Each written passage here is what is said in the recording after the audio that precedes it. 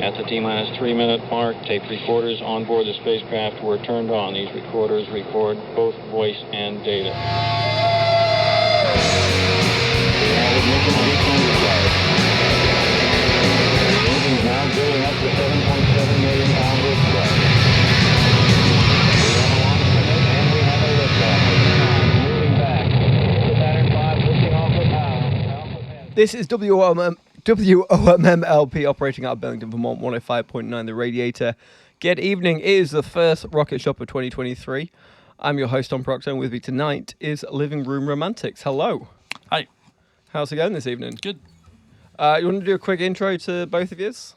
So my name's Hunter, and I am Living Room Romantics. My friend Joe, he's going to play some lead on a couple songs. Wonderful. Well, great to have you in the studio for this first show of 2023. We'd like to kick it off with a song. So what have you got for us? The first one's going to be my title track for my EP, On Fire. EP's been out since Sunday. The song's been out since October. Oh, take it away.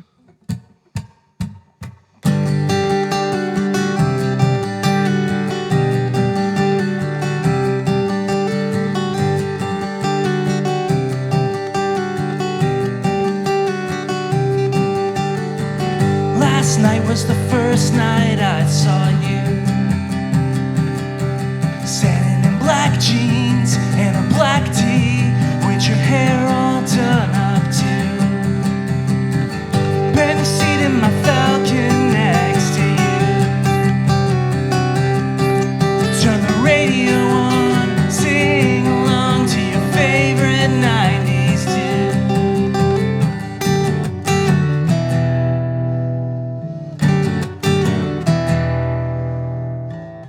You wake me up at 4 in the morning just to drive all day, we're never running away.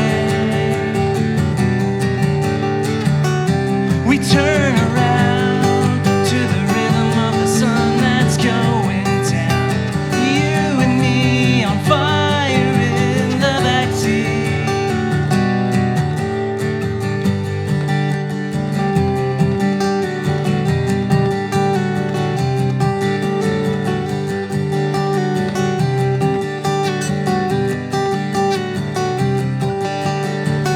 Fireworks and carnival rides in June.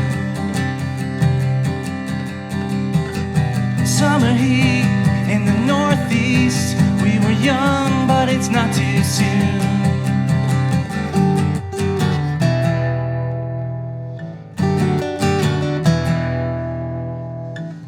You wake me up at 4 in the morning just to drive all day, we're never running away. We turn around to the rhythm of the sun that's going down. You and me on fire in the backseat.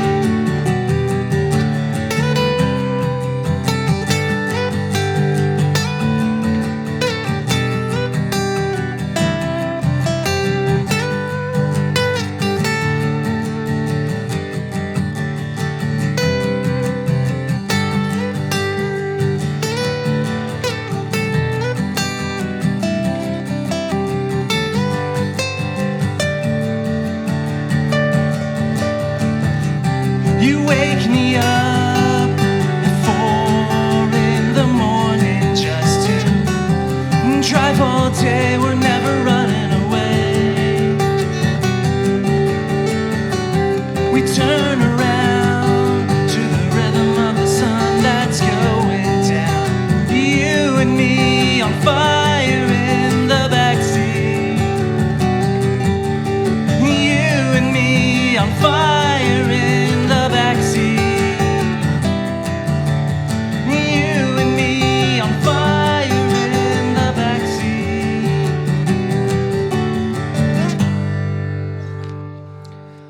All right, Living Room Romantics there with the title track of the new EP, On Fire. So, Hunter, tell us a little bit about that song itself. I'll probably get a couple of indications of what it's about based on the lyrics, but always best to hear from the horse's mouth. All right, so song's sort of about meeting my fiance, and then it's kind of like a summer that we had together. You know, I guess anyone can really see it as someone they've met and just like details about that. And I really like imagery of like older things. So like I threw in an old car, something that I'd really like to own one day. I like songs like that. I like definitely just like painting a picture. Just taking like experiences and sort of making like I feel like a mini movie almost, you know. Yeah. Did you truly get woken up at 4 a.m? Because I would not react very well at being woken up at 4 a.m, if I'm honest with you. Even from my No, fiance. I think I stayed up till 4 a.m. So close enough. So as we said, that is the title track of your new EP. So that was released last month, towards the end of January. Tell me about the creation of this EP. What built up to it? Because it's the first record that you've kind of put out there, right? I mean, obviously there's singles and stuff, but this compilation. 2020 is when I sort of started toying with the idea of doing something maybe not entirely acoustic, but like sort of stripped down, not as loud as guitars. My band was kind of off and on with practicing because of COVID, and I went and wrote a couple songs with a friend of mine, and it sort of just ended there. Like, okay, these are cool. Like, that was fun. Like, whatever. And then, you know, COVID kept going, and 2021 happened, and shows started to happen again, but we just weren't there collectively. You know, we'd just been apart from each other for so long, and so we kind of went on an indefinite hiatus for now. And I'm like, oh, man, this is like really bumming me out. Like, we were playing like every weekend, twice a week sometimes, and I was like, well, I got these 2 songs that are pretty good, but I was kind of like, I don't know, like, I don't really want to do those. So then I wrote another one like earlier this summer, and then I wrote another one in the summer, and I was like, oh, I heard those first 2 again. Like, I found an old email with them, and I'm like, those are really good songs. Like, I'm just gonna do this, and I don't want to be like sitting here waiting for life to happen and miss out on stuff, and I don't need to be playing music. So I was like, I'm just gonna do this. I'm gonna just do something by myself or get friends. You know, more stripped down, easier thing to do. Because that's what I enjoy doing. So what was the impetus? Because you had these like 4 or 5 songs by the end of like last summer. Yeah. And you were like, okay, now I'm gonna get in the studio and do this, because you could have gone the other route and gone like, oh, I'm gonna solo in bars and in venues for a while, and then kind of gather momentum and whatnot. Why was it now? Why was the time to get into a studio and actually get EP out? Well, they're recorded with a friend of mine in Maine at his place, so it was definitely easier than going to like a bigger studio like I've done before.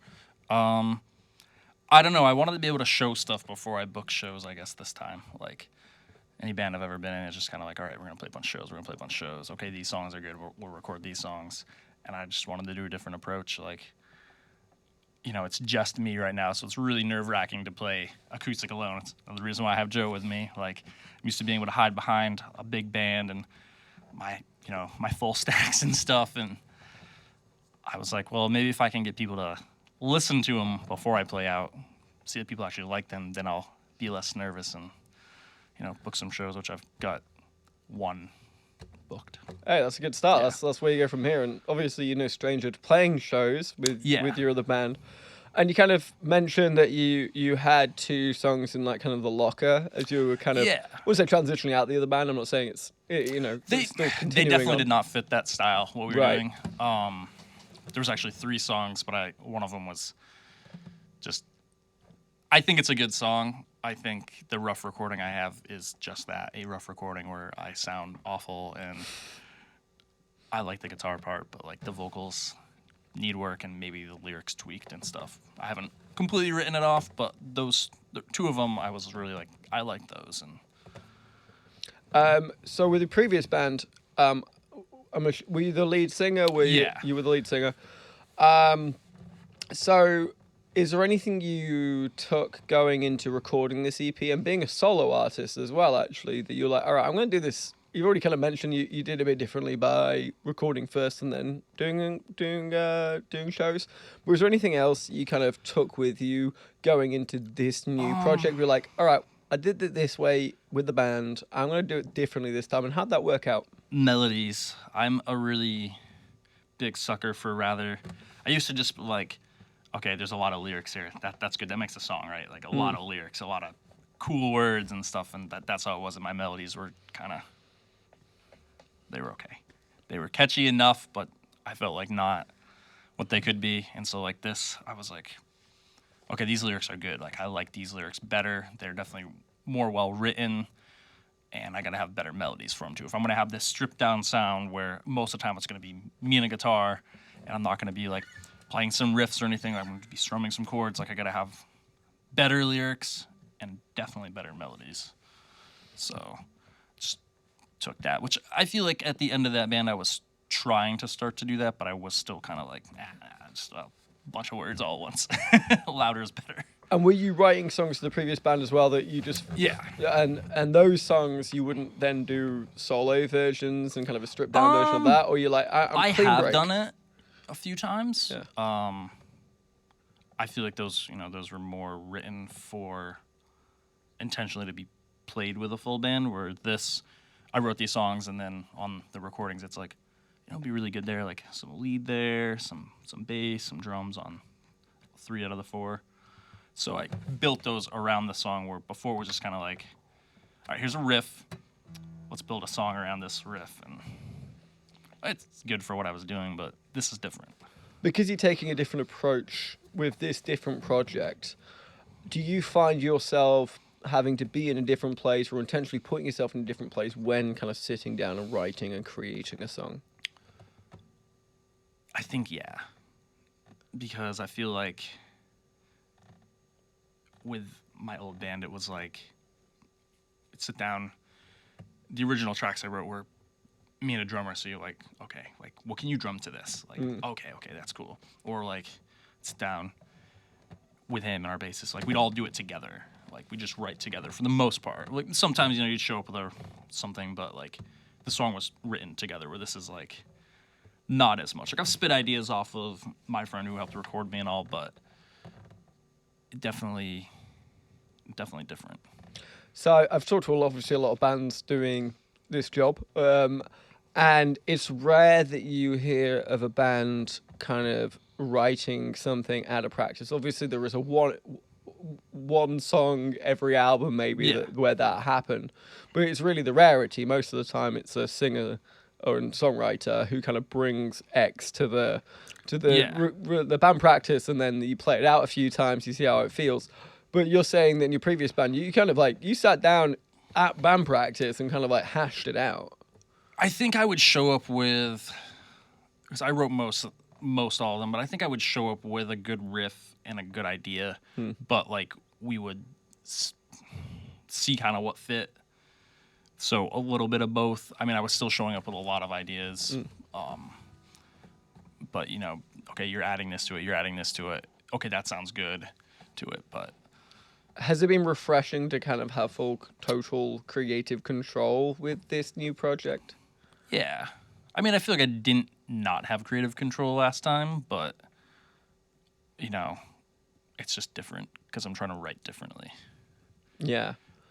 Have you, so you said you kind of got one gig coming up. Have you gigged yet? Was that the first gig of the new era, if you will? We're going to call this the first gig of the new era. There's I thought it was going to be like me, Joe, and you. I didn't realize there'd be a mini audience. So it generally depends on the day. Sometimes it's whoever's in front of me and Bob and myself, and then sometimes we got a good crew. I feel like the crew is getting larger and larger each week. I think that this is actually like perfect. Like I said, I'm like, I would rather play, and I've played to like tons and tons of people in a full band, and I'm like, I don't care, like whatever. There's a lot of people out there, but when it's like 5 people. And then there's me. I'm always like, I don't know. Yeah, but it's because it's more intimate. So I kind of like, this is a nice surprise. If I had known about this many people before I showed up, I probably would have not shown up. Well, I'm glad no one gave you like an RSVP then. I had a mini heart attack when I opened the door and there was so many people in here, but. Well, I'm glad you powered. This is cool though. I'm glad you powered through. Yeah. Before I get you to play the next song, if you mentioned, like, with the band behind you and with the stack and with, like, the setting, I can understand that kind of gives you that confidence. But you've been the front man if you were like the drummer or if you were the bassist, I could, and I mean no offense to Joe, but I could understand kind of that real kind of character change that you'd have to do to now be that kind of solo artist. But you stood in front of tens, hundreds probably of people. And so what is that real big difference? To me, it's, I don't know, like, I'm used to heavily distorted guitar, and I feel like you mess up something on that. There's a lot of distortion there, and you can't hear the mistake, and it's like, that's a mistake. Like, you can hear that perfectly. Right. And that's what's more nervous to me is like, okay, if I screw up, like, it's just me. I can't be like, I screwed up because you started playing at a time or something like. Well, that, and obviously it's difficult to really ascertain which person actually screwed up when you're watching a full band. But I will say to someone who cannot play a lick of music, you're the only person that's going to hear those screw-ups. no one else does. And I get that, but I'm in my head too much about things a lot. Like, I didn't even want to. I wanted to put the songs on, and then I was like, I don't want to put these on. Like, these are bad. And I would listen to them like, no, these are like really good, but everyone's going to think they're really bad. But no, they're really good. I'm too much in here. That introspection is probably what makes you a great writer and musician in itself. So I guess it's like two sides of the same coin, really. Yeah. I mean, there's a good and a bad to it. But we love the first song, and we'd love to hear a second. So what you got for us? This next one is a lot shorter. It's called Another Song. And I think I'm just doing this one alone. But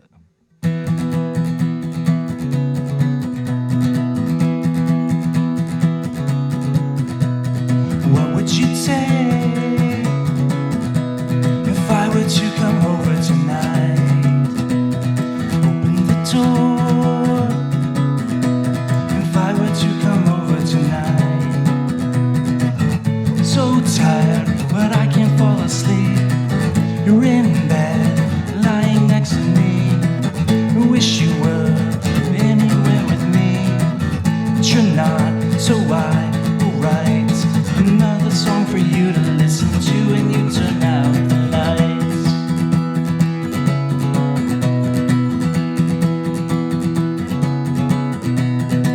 So here we are. You grab the collar of my shirt. You pull me close. Kiss my lips in yours. So tired I can't fall asleep. You're in bed, lying next to me. I think you would go anywhere with me, but you won't, so I will write another song for you to listen to when I turn out the lights.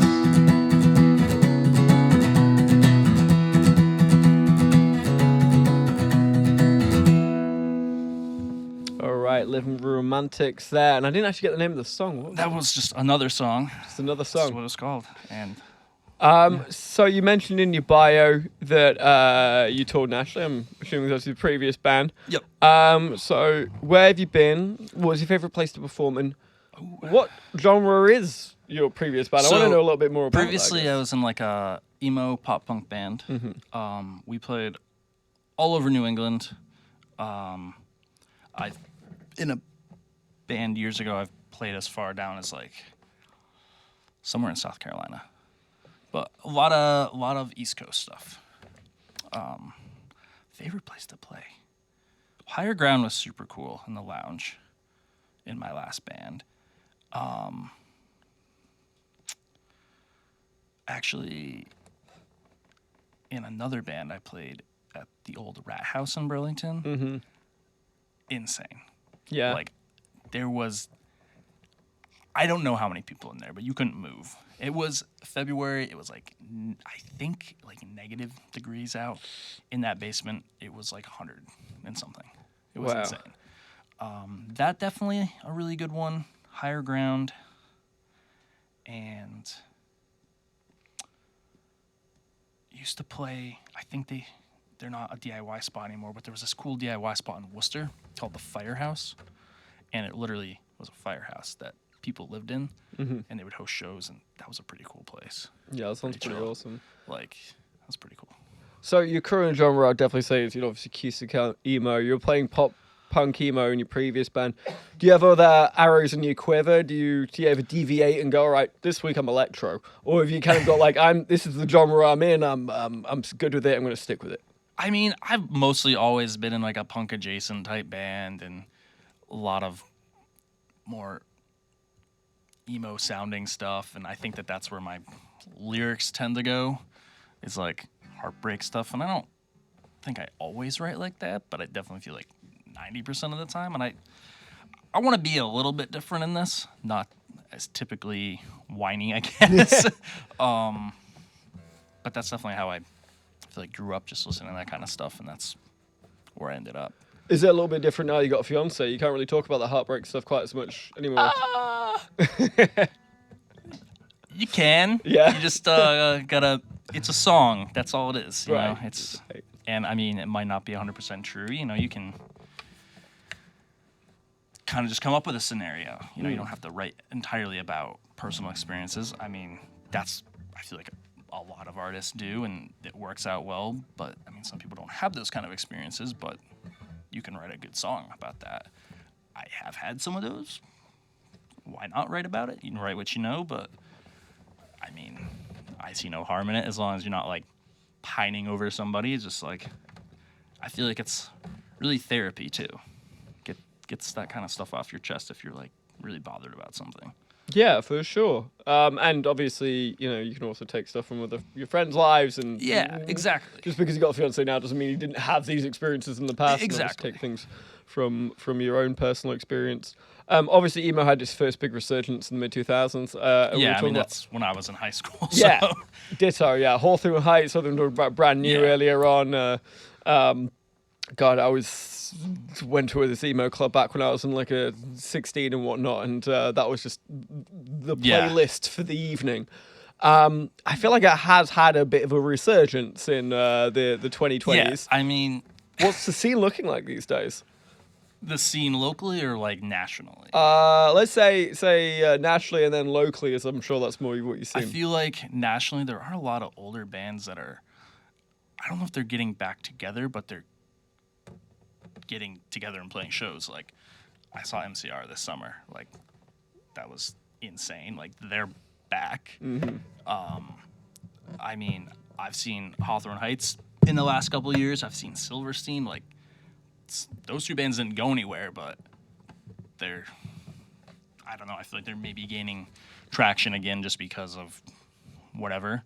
Right. I've definitely seen a lot of those type of bands in the last couple of years that I feel like we all thought kind of faded away, but somehow they're back.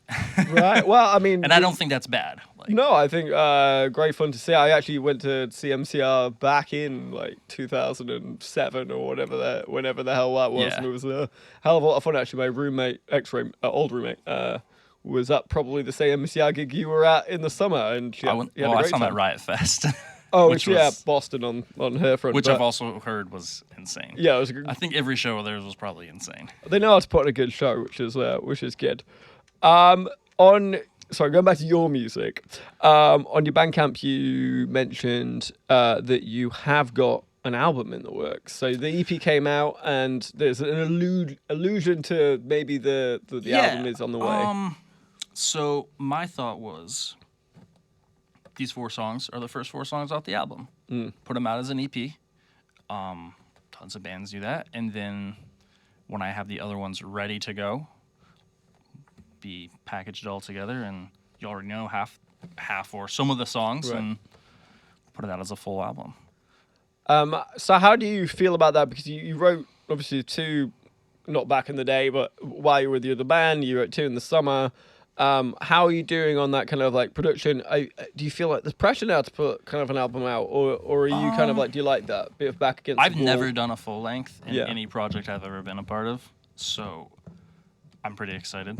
Part of me is like, oh my god, like I gotta write like at least this many songs at once to put out. Mm-hmm. Like I've had more than that, like 8, 10, 12, 15 songs on other projects, but like we wrote them over the course of 2 or 3 years. But this is like, I would like to theoretically maybe by the summer have things at least ready to record if I'm not already recording.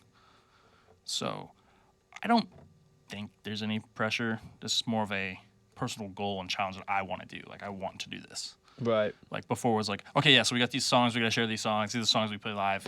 Okay, we have these extra songs and we have more set time. But I'm like, right now, I would like to, like, open. You know, I don't really have a very long set right now. I could play some old material of mine. I could play covers. But I'd like to find some, I don't even care who it is. I'll just open for anybody right now. Right. And then by the time I have those ready, then maybe I'll, hey, can I not open? Can I maybe go second or third? Like, Right. I can do 30 minutes now. Yeah, so are you kind of enjoying, I mean, as you said, like with other bands and other projects, there's been more of an impetus to like, all right, we need to get these songs down. We need to play, these are the songs we're going to be playing live and Yeah. yada, yada. It seems fairly driven and maybe not necessarily in a creatively friendly way. Is it kind of nicer to have it's on your schedule. It's when you like to do it. I mean, I don't have to book a practice around everyone's schedule. I can just, well, today I feel like I'm going to pick up my guitar, and tomorrow I'm supposed to go meet with everybody. Well, no, I'm not going to pick up my guitar. I don't want to do that. Right. I'd say I guess so, yeah. Does that And help? again, I'm trying to use this as like a goal to push myself to. Does that help with the creativity in terms of writing songs? I think so. And again, I'm trying to write a little differently, have them, like I said, more melodies and stuff. And yeah, I feel like it's not as, nobody knows this project. So, so there's nothing like, I don't know. Not that anything I've been in is like super like, you know, pressury, but like nobody knows this. Right. So it's kind of fun. Yeah. I want people to know it. Well, it's kind of up to you, kind of like where, you know, Yeah. when it's ready, you'll put it out. But Yeah. if it's not ready, then it doesn't matter. You can just Exactly. you keep just doing what Yeah, you're doing. There's no promises made to anybody. Right. Yeah, it's quite nice, to be honest.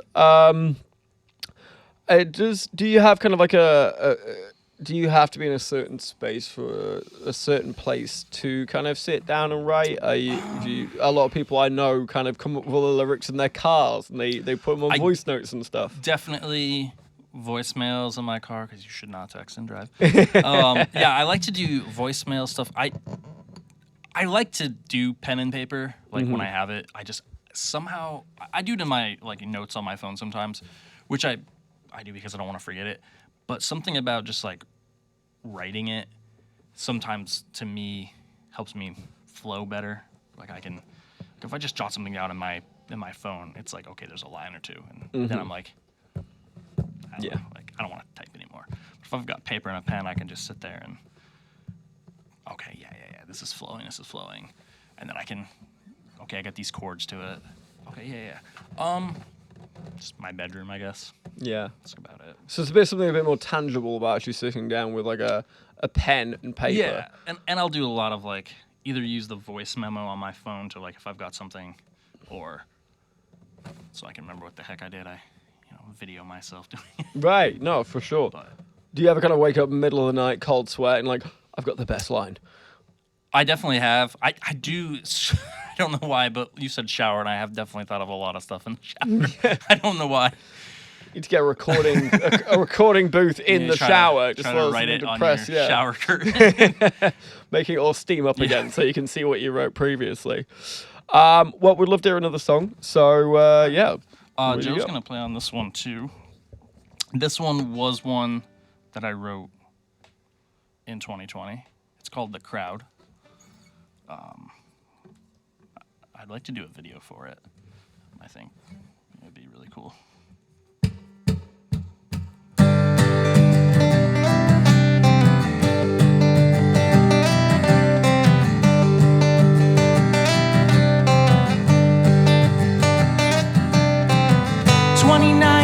Old this year, finally faced most of my fears. See you when you came to me,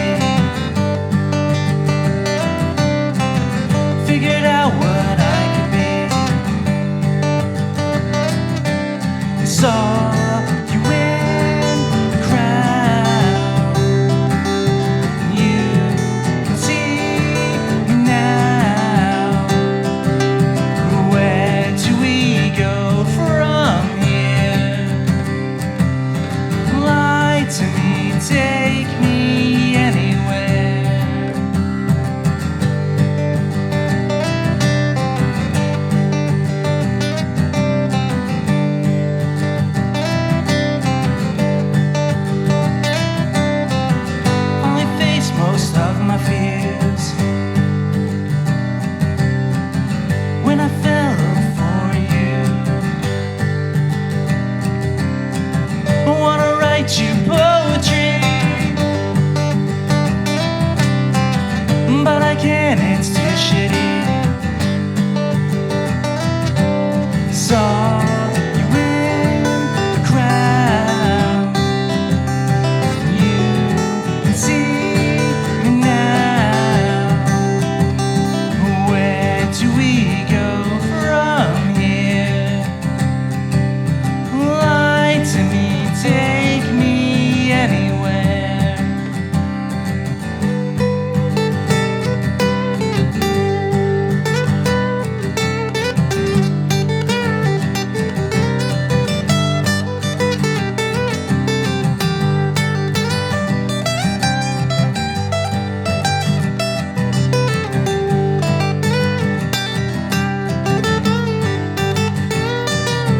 I saw you in the crowd.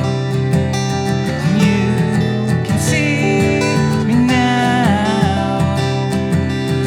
Where do we go from here? Lie to me, take me anywhere.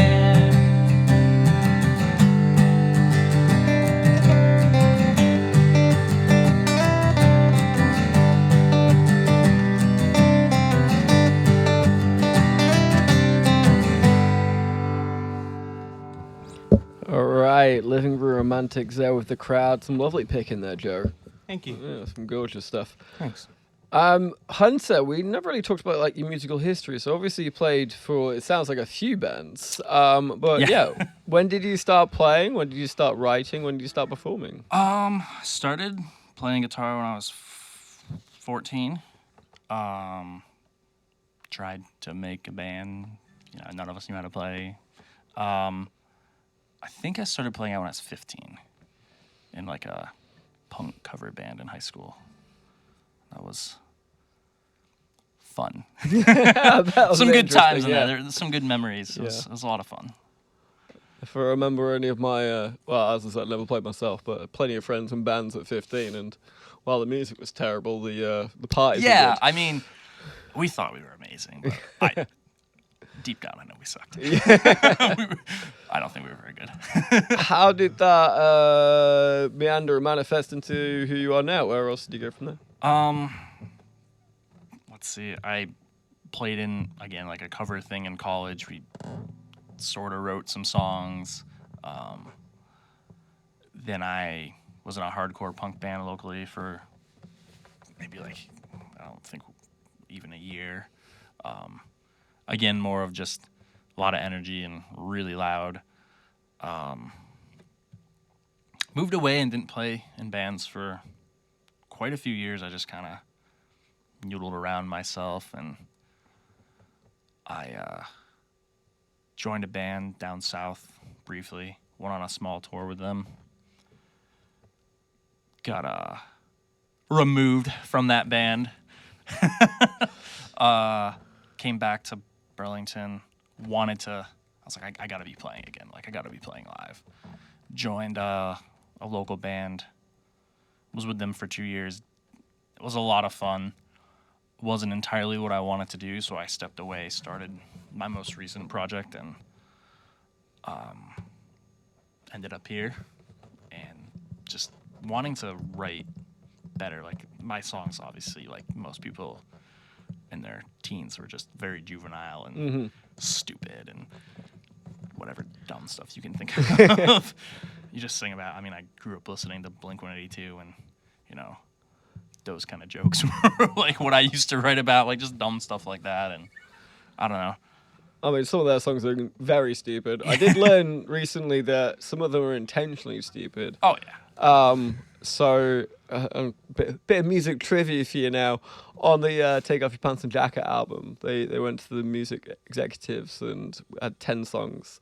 They're like, yeah, these are all really great, but we need something we want to play on the radio. And none of you, so I don't think we can play on the radio. They drove back to a recording studio that day, wrote Rock Show and All the Small Things, I think. All the Small Things Rock is off. Show and First Date. First Date. Yeah. In an afternoon. and then came back to the executive's office and was like, all right, there's your 2 singles, and we have the album now. And they said yes, which is why, while those songs absolutely slap, the lyrics are objectively terrible.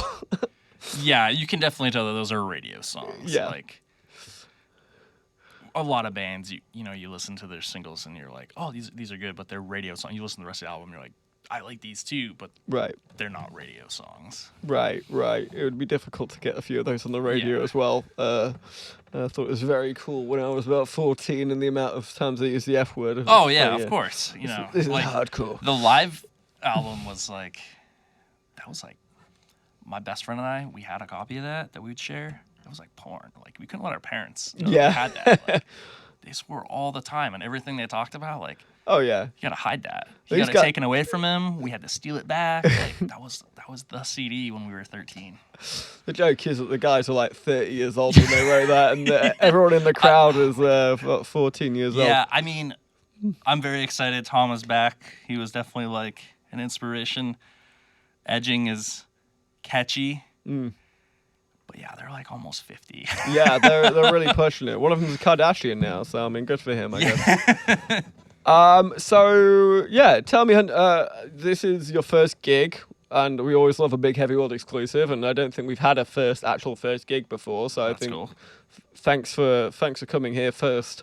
But where do you see yourself? What do you want to do with this solo project? Where are you going with this? I mean, album obviously, but yeah. I want to do what I've wanted to do in music with this. I want to tour as much as I can, more than I have than anything else. I want to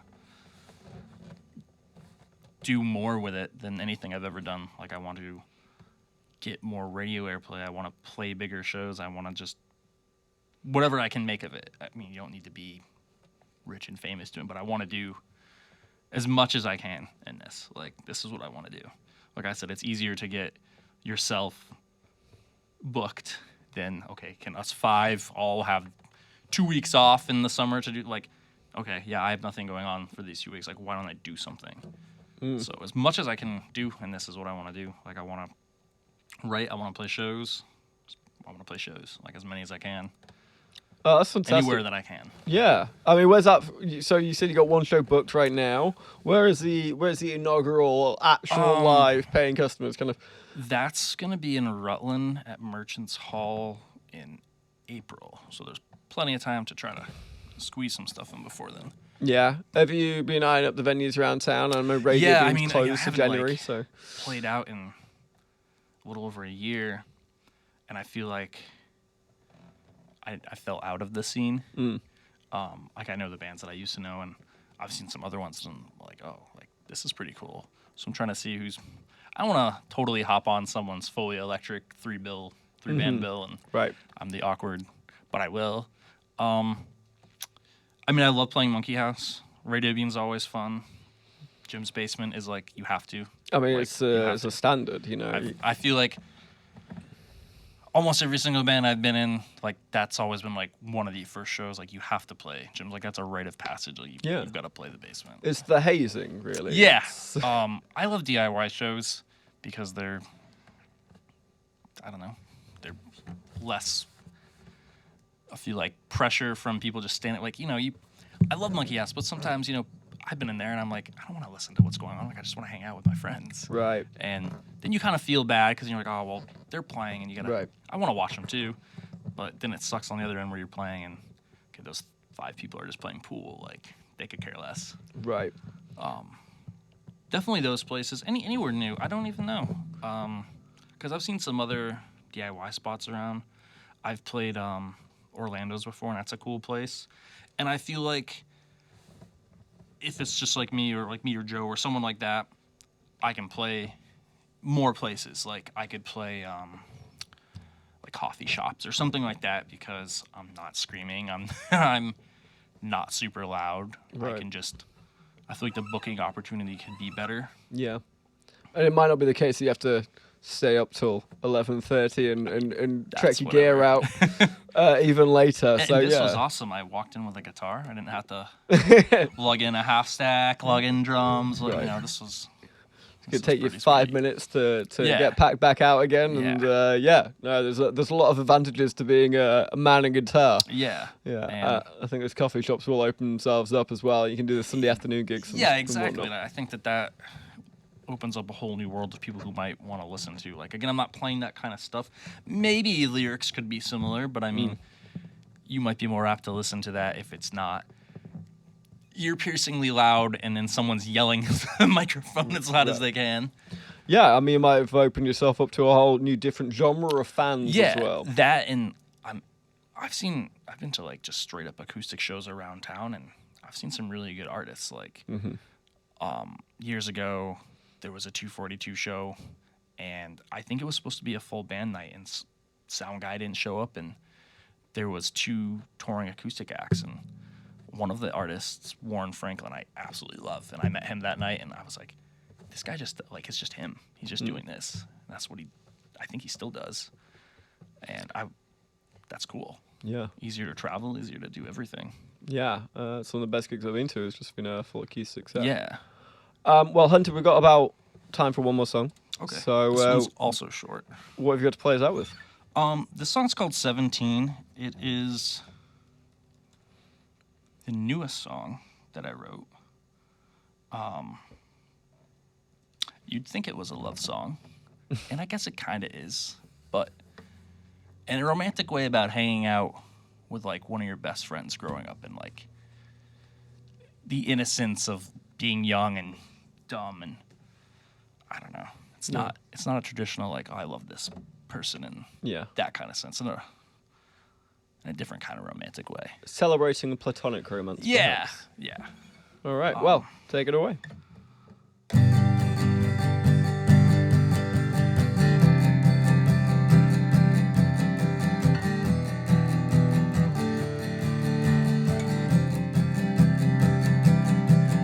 It was you and me on the movie screen, 2 grown-ass adults, but we were acting like teens, looking at me, talking through your teeth. On our backs in the summer heat, we were staying up late like we were 17, feeling drinks, running down the street. You promised me the nights wouldn't end. I looked up at you and promised it again. Here we are, 31 again. I wanna stay with you at 70.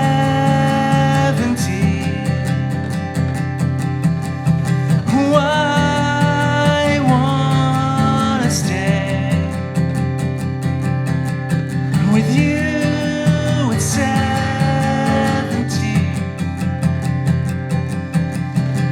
I wanna stay with you at 70.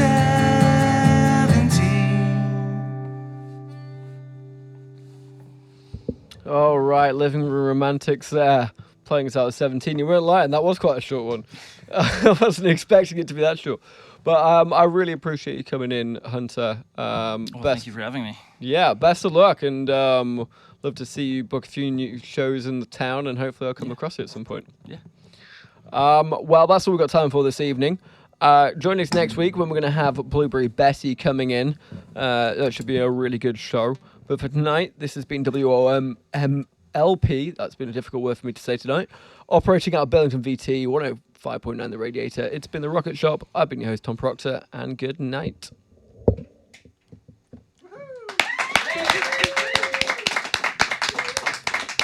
The woohoo is the cue, apparently. I have to do it every time. Right? Yeah.